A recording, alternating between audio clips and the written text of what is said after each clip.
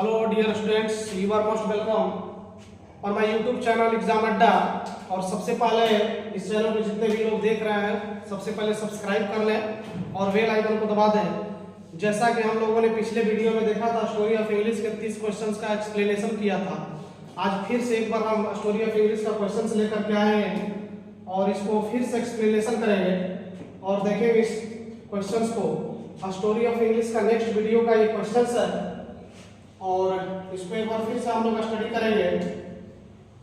तो बाबू सबसे पहला क्वेश्चन, और सबसे पहला क्वेश्चन बाबू ये रहा आपके स्क्रीन बोर्ड पे। और ये पहला क्वेश्चन है कि the period of old English starts from. कहने का मतलब ये है कि ओल्ड अंग्रेजी का जो कालखंड था कब से स्टार्ट हुआ, कब से प्रारंभ हुआ। ओल्ड अंग्रेजी का जो पीरियड था, कालखंड था, कब प्रारंभ हुआ, कब से स्टार्ट हुआ, तो इसका कल आपको एक्सप्लेनेशन बता दिया गया था, पीरियड बता दिया गया था। और ये प्रारंभ हुआ 449 एडी, अर्थात इसका आंसर होगा सी। नेक्स्ट वीडियो देखेंगे आकर नेक्स्ट क्वेश्चन की तरफ चलेंगे। नेक्स्ट क्वेश्चन, अगला क्वेश्चन है बाबू। नेक्स्ट क्वेश्चन नंबर 2 है और ये क्वेश्चन पूछ रहा है the Anglo Saxons were people. इस क्वेश्चन को कल हम एक्सप्लेनेशन करा चुके थे। The Anglo Saxons were people, the Anglo Saxons were people कहने का मतलब है कि एंग्लो सेक्शन जो लोग थे कहाँ के लोग थे, तो पर्शियन थे, जर्मन के थे, ग्रीक के थे और लैटिन। तो ध्यान रहे बाबू, नहीं पर्शियन थे, ये वाला आंसर गलत है। और ये जर्मन के ट्राइब्स थे, जर्मन की जनजातियां थी, तो इसका आंसर होगा बी। आपका आंसर होगा इसका B. Next question question number तीसरा देखेंगे। क्वेश्चन नंबर 3 देखेंगे। क्वेश्चन नंबर 3 है क्वेश्चन नंबर 3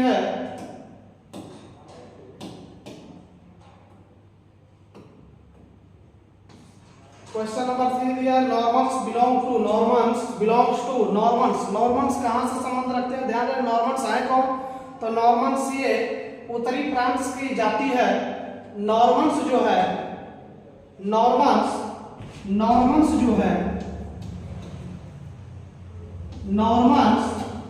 ये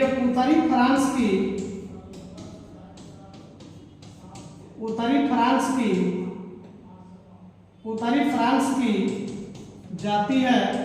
ध्यान रहे, तो नॉर्मन्स कहां से बिलोंग रखते हैं, कहां से संबंध रखते हैं? तो ध्यान रहे बाबू, इसका आंसर होगा सी, फ्रांस से। नेक्स्ट क्वेश्चन देखेंगे, क्वेश्चन नंबर 4। और आपका क्वेश्चन नंबर 4 लिखा है कि Norman conquest took place in. कहने का मतलब है कि नॉर्मन जो थे आए थे, तो नॉर्मन कब आए? तो ध्यान रहे बाबू, नॉर्मन जो आए थे, ओल्ड इंग्लिश की जब समाप्ति हुई थी, आपको बताया गया था कि ओल्ड इंग्लिश की समाप्ति के पश्चात ही नॉर्मन्स आए हुए थे। तो नॉर्मन्स कब आए और ओल्ड इंग्लिश की समाप्ति कब हुई थी? तो 1066 ईस्वी में, और नॉर्मन्स भी उसी समय आए थे। ये उत्तरी फ्रांस की जाति है, ट्राइब्स है, तो इसका आंसर होगा बी, 1066 ईस्वी। नेक्स्ट क्वेश्चन, अगला क्वेश्चन देखेंगे। नेक्स्ट क्वेश्चन है, ये क्वेश्चन आप लोगों को कल एक्सप्लेनेशन करा दिया गया था, एक बार फिर से इसको देख लेंगे। और लिखा है कि the end of English experienced the gap of almost 1 century. अब कहने का मतलब ये है कि the end of English experience the gap of almost 1 century. मतलब कहने का मतलब है कि किस अंग्रेजी में लगभग एक शताब्दी का गैप रहा, खालीपन रहा। तो ध्यान रहे बाबू, कल आप लोगों को बताया गया था कि ओल्ड इंग्लिश का जो पीरियड रहा वो 1066 ईस्वी में समाप्त हो गया था, और मिडिल इंग्लिश का पीरियड जो था 1500 ईस्वी में समाप्त हो गया था, और मॉडर्न इंग्लिश जो है अभी तक चल रहा है टिल नाउ। तो ध्यान रहे बाबू, पूछ क्या रहा है, किस अंग्रेजी में एक शताब्दी लगभग की 100 वर्ष का गैप रहा? तो इसका आंसर होगा ए, ओल्ड इंग्लिश। नेक्स्ट क्वेश्चन देखेंगे। Next question number 6। Question number 6 कह रहा है, क्वेश्चन नंबर 6 कह रहा है English language is dot dot dot then Persian और संस्कृत। कहने का मतलब है कि अंग्रेजी जो भाषा है देन संस्कृत और पर्शियन से है। तो क्या है भाई, ओल्डर है, यंगर है, क्लासिकल है, नॉन ऑफ दीज है। तो ध्यान रखो, आप लोगों को कल ये क्वेश्चन बताया गया था कि अंग्रेजी जो भाषा है यंगर भाषा है और किससे, देन पर्शियन और संस्कृत से। तो इसका आंसर होगा सी। आप लोग का इसका आंसर होगा बाबू सी। नेक्स्ट क्वेश्चन देखेंगे। नेक्स्ट क्वेश्चन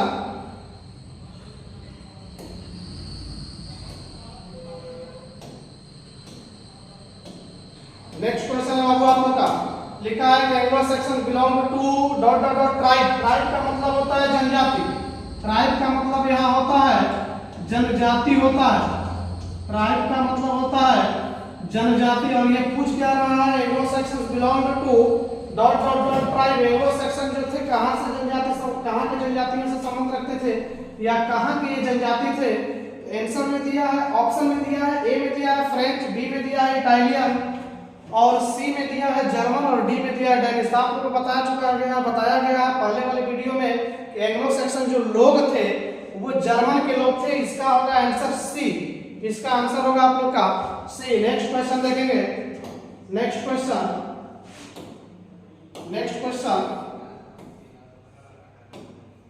है बाबू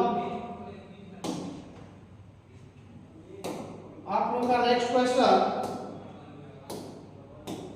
है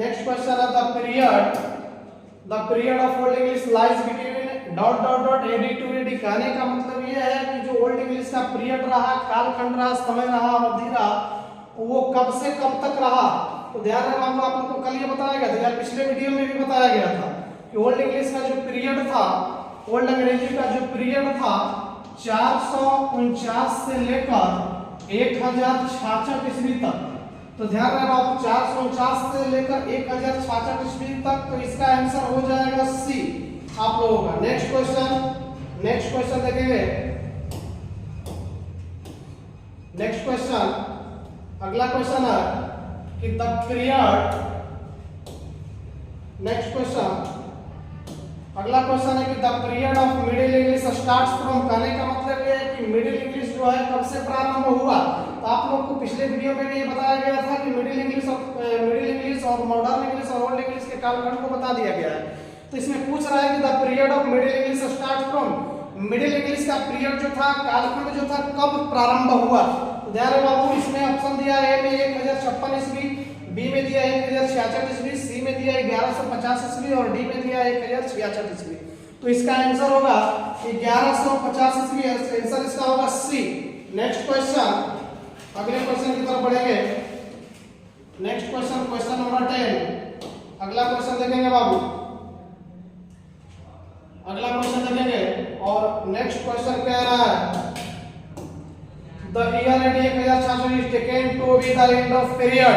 मतलब कि कौन सा ये जो 1066 ईस्वी है ये दर्शाता है किस पीरियड को समाप्ति के लिए। मतलब 1066 ईस्वी में कौन सा जो अंग्रेजी का पीरियड था वो समाप्त हो गया था।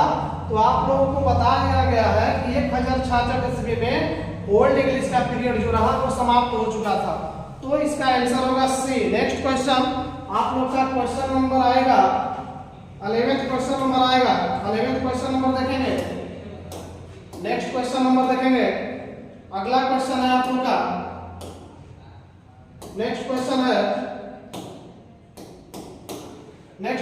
Dot dot dot March the end of old English. March the end of old English मतलब कौन सा इसमें जो अंक है वो ओल्ड अंग्रेजी की समाप्ति को दर्शाता है। कहने का मतलब है कि कौन से निम्न में से कौन सा अंक जो है ओल्ड इंग्लिश की समाप्ति को दर्शाता। तो ध्यान रहे, ओल्ड इंग्लिश का प्रारंभिक काल था 449 से लेकर 1066 ईस्वी और 1066 ईस्वी में ये समाप्त हो चुका था।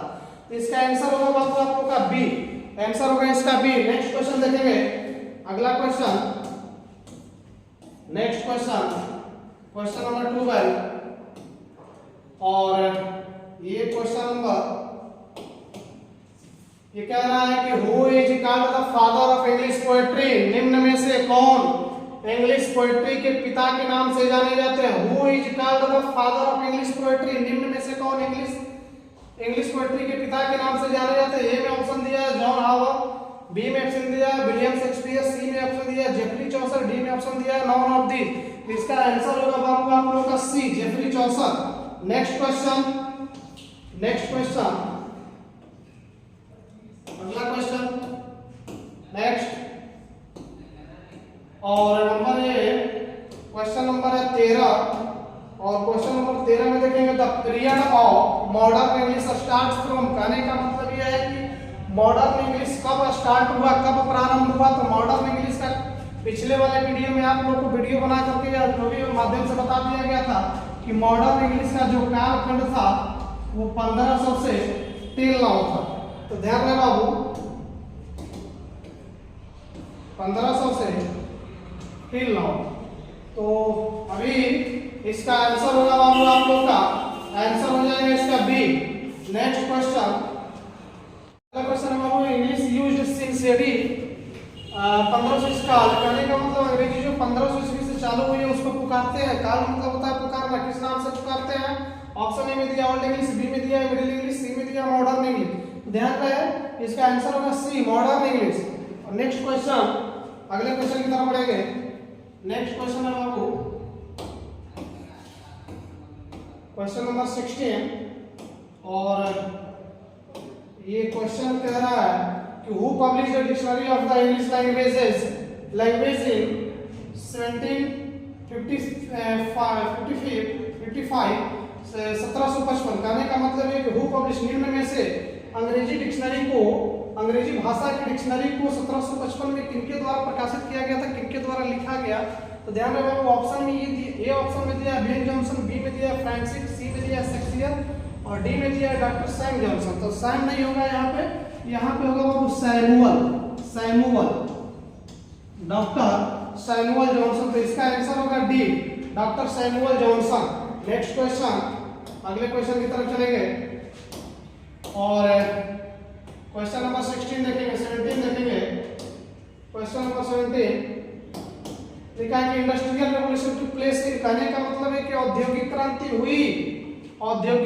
हुई, revolution, industrial revolution took place in, औद्योगिक क्रांति हुई थी। तो कहाँ हुई थी बाबू? ध्यान रहे तो इसमें ऑप्शन दिया है अमेरिका, बी में दिया है चाइना, सी में दिया है जर्मनी, डी में दिया है इंग्लैंड। तो औद्योगिक क्रांति इंग्लैंड में हुई थी। इसका आंसर होगा आप लोग का डी। नेक्स्ट क्वेश्चन, अगला क्वेश्चन आएंगे।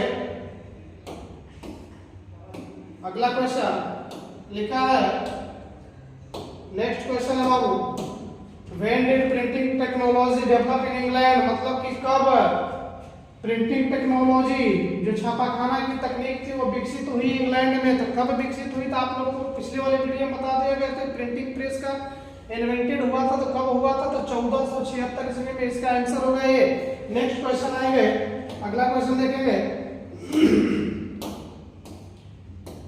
क्वेश्चन नंबर 19, और ये क्वेश्चन है बाबू, ये क्वेश्चन है कि which is the most used language of the world. निम्न में से या किस भाषा को सबसे अधिक पूरे वर्ल्ड में यूज किया जाता है, प्रयोग किया जाता है? तो ऑप्शन दिया है ए में फ्रेंच, बी में इंग्लिश, सी में मैंड्रिन, डी में अरेबिक। तो ध्यान रहे बाबू सबसे ज्यादा पूरे विश्व में भाषा जो यूज की जाती है वो इंग्लिश भाषा है, प्रयोग करने वाली भाषा है, पूरे वर्ल्ड में यूज की जाती है अंग्रेजी भाषा को। नेक्स्ट क्वेश्चन है, नेक्स्ट क्वेश्चन आएगा देखिए। नेक्स्ट क्वेश्चन, अगला क्वेश्चन है बाबू, अगला क्वेश्चन है कि which is the most spoken language of the world. कहने का मतलब है कि किस भाषा को पूरे वर्ल्ड में, पूरे विश्व में सबसे अधिक बोली जाती है? तो ए में ऑप्शन दिया फ्रेंच, बी में ऑप्शन दिया मैंड्रिन, सी में ऑप्शन दिया इंग्लिश, डी में ऑप्शन दिया अरेबिक। तो ध्यान रहे बाबू सबसे अधिक पूरे वर्ल्ड में भाषा बोली जाने वाली या अधिकांश लोगों के द्वारा बोली जाने वाली भाषा एक ही इकलौती भाषा मैंड्रिन है। कौन सी भाषा है? मैंड्रिन है। तो आंसर होगा इसका बी। नेक्स्ट, अगला क्वेश्चन,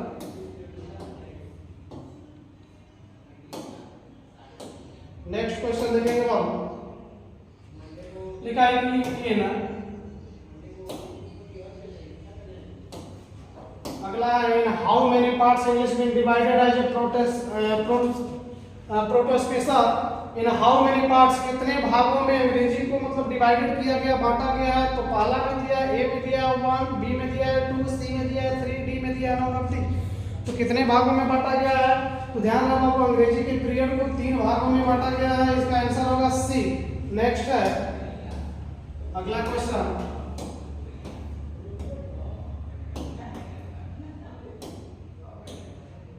अगला क्वेश्चन देखेंगे बाबू। लिखा है कि in India English is used as a खाली स्थान dot dot dot language. In India English is used as a dot dot dot language. कहने का मतलब कि भारत में, इंडिया में अंग्रेजी जो है यूज की जाती है किस भाषा के रूप में, किस लैंग्वेज के रूप में?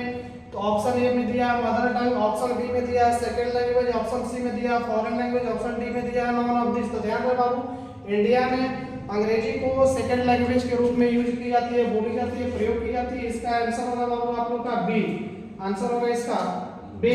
नेक्स्ट क्वेश्चन, अगला क्वेश्चन देखेंगे क्वेश्चन नंबर 23। और क्वेश्चन नंबर 23 देखिए क्या कह रहा है।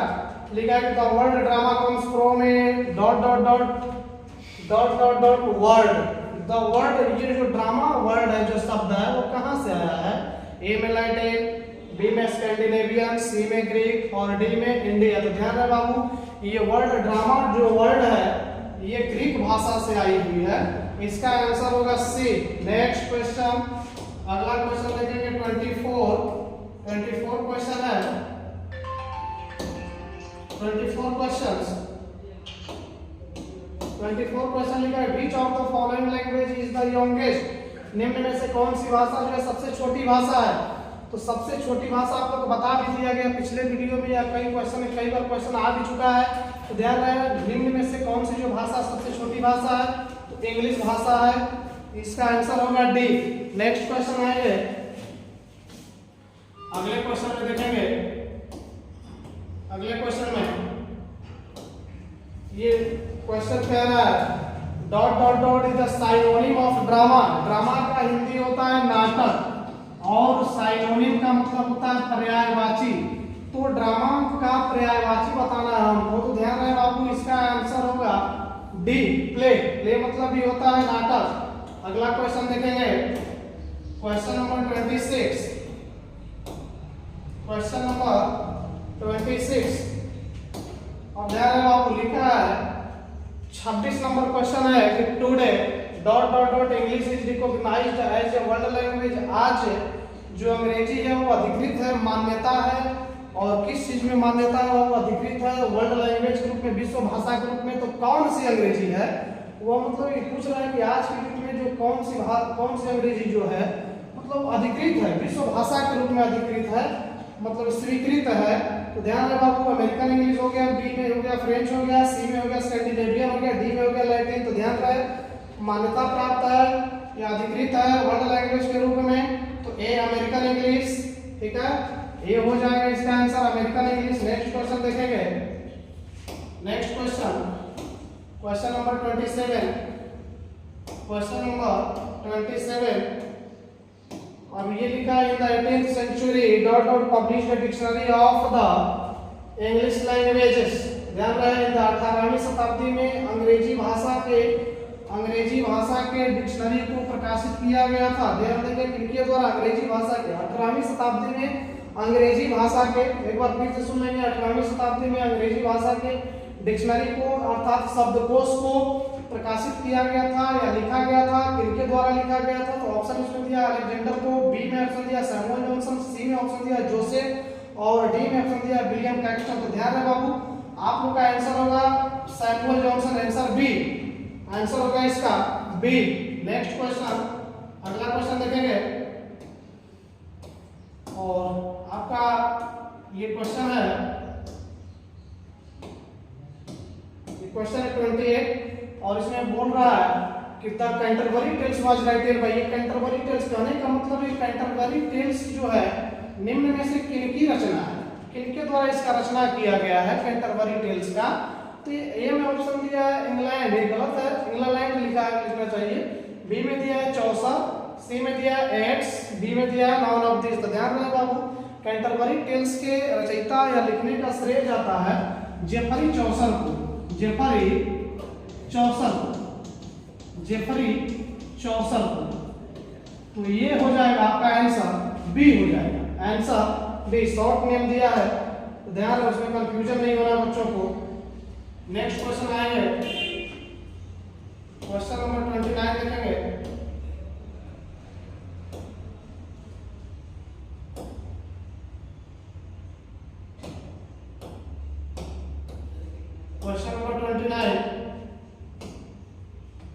क्वेश्चन नंबर 29 का है कि Othello, Hamlet, Macbeth and King Lear was writed by. कहने का मतलब ये है कि ओथेलो हो गया, हैमलेट हो गया, मैकबेथ हो गया, किंग लियर हो गया, ये जो रचनाएं हैं, ये रचना है या ये लिखा गया है तो किन कवि के द्वारा लिखा गया है, किन के द्वारा लिखा गया है। ध्यान रहे बाबू, ऑप्शन ए गलत है, बी स्पेंसर नहीं होगा और मार्लो तो कोई भी नहीं करेगा। तो सबसे पहला इसका आंसर होगा सी, विलियम शेक्सपियर। पूरा नाम इनका होगा विलियम शेक्सपियर, इसमें सिर्फ शेक्सपियर दिया है, ध्यान रहे बाबू। तो ये हो जाएगा answer William Shakespeare. Next question next देखेंगे।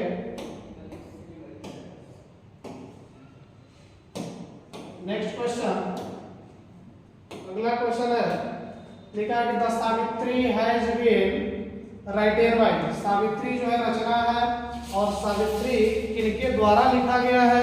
तो सावित्री सबसे फर्स्ट में ऑप्शन दिया औरोबिंदो घोष, दूसरा दिया सरोजिनी नायडू, तीसरा दिया है टैगोर और डी में दिया नॉन ऑफ दिस। ध्यान रहे बाबू, तो सावित्री जो रचना है किनके द्वारा लिखा गया है, किनके द्वारा रचना किया गया है, तो औरोबिंदो घोष के द्वारा। ये बंगाल के थे, ये बंगाल के थे, ठीक है। तो ध्यान रहे बाबू, आज ये 30 क्वेश्चन का हम लोगों ने एक्सप्लेनेशन देखा और स्टोरी ऑफ इंग्लिश का एक्सप्लेनेशन लगभग 60 क्वेश्चन का हम लोगों ने पिछले वीडियो को मिला करके और आज के वीडियो को मिला करके 60 क्वेश्चन का एक्सप्लेनेशन देखा। और अगला वीडियो मेरा आएगा पोएट्री से संबंधित आएगा और सबसे पहले पोएट्री में आप लोगों को पढ़ाया जाएगा sweetest love I do not go. Sweetest love I do not go, love I do not go, जिसके लेखक हैं जॉन डॉ, जिसके लेखक हैं जॉन डॉ। ध्यान रहे बाबू, नॉट गो, जिसके लेखक हैं जॉन डॉ और ये मेटाफिजिकल पोएट है। ध्यान रहे बाबू, अगला वीडियो देखिएगा मेरा और ये आएगा पोएट्री से संबंधित और विथ समरी और हिंदी एक्सप्लेनेशन के साथ आएगा। तो नेक्स्ट बहुत जल्द ही वीडियो आ जाएगा। सबसे पहले इस वीडियो को जितना से जितना हो सके शेयर करें, सब्सक्राइब भी चैनल को कर ले बाबू। आप पढ़ने में आपको काम देगा, आगे अभी एग्जाम का टाइम आने वाला है तो थोड़ा बहुत देखेंगे और अगली वीडियो में मेरा मिलेंगे और इस चैप्टर के साथ मिलेंगे, पोएट्री के साथ मिलेंगे, काव्य खंड अर्थात पोएट्री मतलब कि काव्य खंड, और बहुत जल्द वो वीडियो लोड कर दिया जाएगा, ठीक है। धन्यवाद।